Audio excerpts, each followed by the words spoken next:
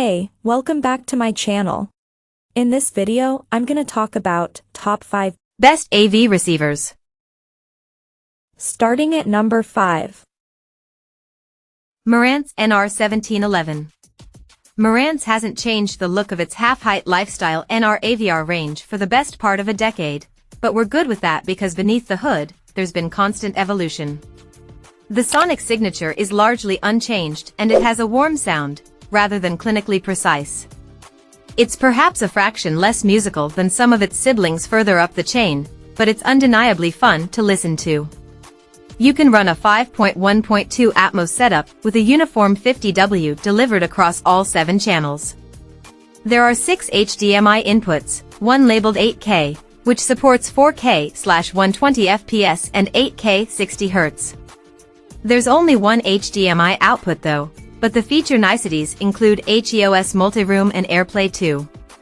If you don't have a full multi-room speaker setup, you can also use Dolby Atmos height virtualization and DTS-X virtual to roughly emulate a 3D listening experience. Coming at number 4. Sony STR-N1000. The STR-N1000 is a 7.2 CH AV receiver, which is not only Dolby Atmos and DTS-X enabled, but it supports native 360 reality audio, and also boasts 360 spatial sound mapping. The latter is particularly interesting, and effectively provides virtual speakers to fill in the gaps. It applies psychoacoustic processing to subjectively move actual speakers into more immersive virtual positions.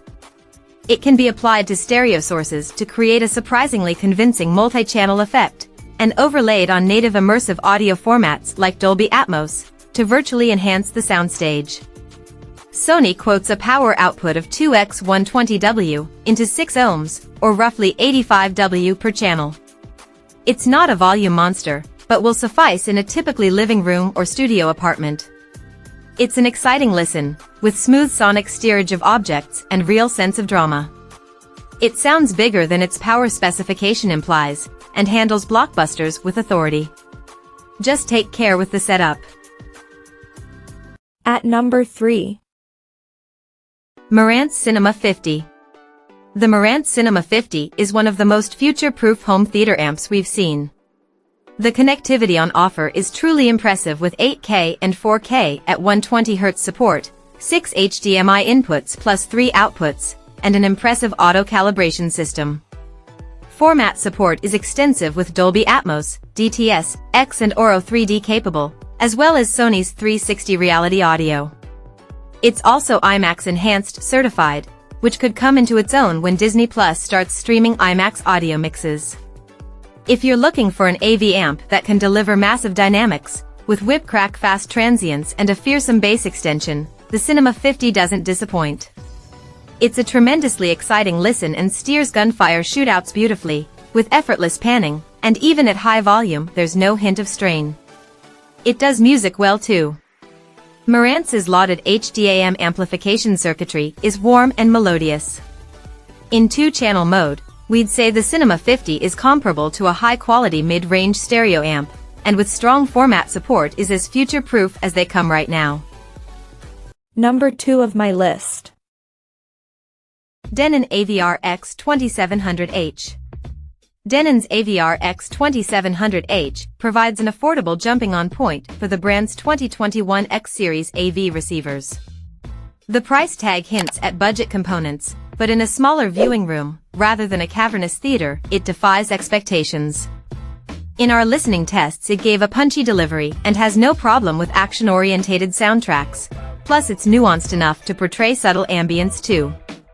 Power output is rated at 150W for multi-channel, which is generous, and it'll support a 5.1.2 channel configuration or conventional 7.1 surround, depending on how you've set up your loudspeakers.